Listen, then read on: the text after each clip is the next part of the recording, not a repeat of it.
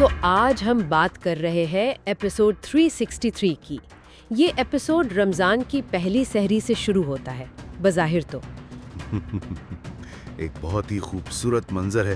पूरा खानदान दस्तरख्वान पर इकट्ठा है, हंसी मजाक हो रहा है। जी, एक खुशी का समा है। इसकी शुरुआत जितनी पुरसुकून है ना, उसका अंदरून उतना ही बेचैन करने वाला है। ये खानदान एक नए घर में पहली सहरी कर रहा है, लेकिन मसाइल वही पुराने, बल्कि शायद और गहरे होकर साथ आ गए हैं। बिल्कुल, एपिसोड का आगाज ही देख लें। सब मिलकर पैकिंग खत्म कर चुके हैं और सहरी की तैयारी हो रही है।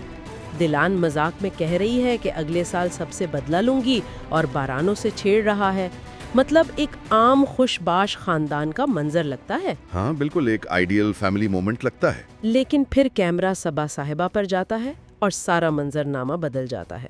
और दूसरी तरफ यास्मीन की दुनिया का महवर सिर्फ एक शख्स है। इसमें दिलचस्प बात यह है कि जो खानदान के बुजुर्ग हैं, खास तौर पर अम्मा जान और अहमद भाई, वो शायद इस बेचैनी को महसूस कर रहे हैं। आपको ऐसा लगता है? जी, उनका बार बार मोहब्बत, एहतराम और इत्तेहाद पर जोर देना, ये सिर्फ एक नसीहत नहीं है, ये एक, वो क्या कहते हैं, एक दिफाई रद्द अमल भी हो सकता है। और इस सारी जज्बाती कश्मकश के बीच में बेचारी दिला है, जो एक बिल्कुल मुख्तलिफ जंग लड़ रही है। जी, वो हामला है और बारान की परेशानी, उसकी वजह से वो शदीद जहनी दबाव का शिकार है। वो बरान को जावर के पास जाने से रोकने की कोशिश करती है, लेकिन वो इसकी एक नहीं सुनता।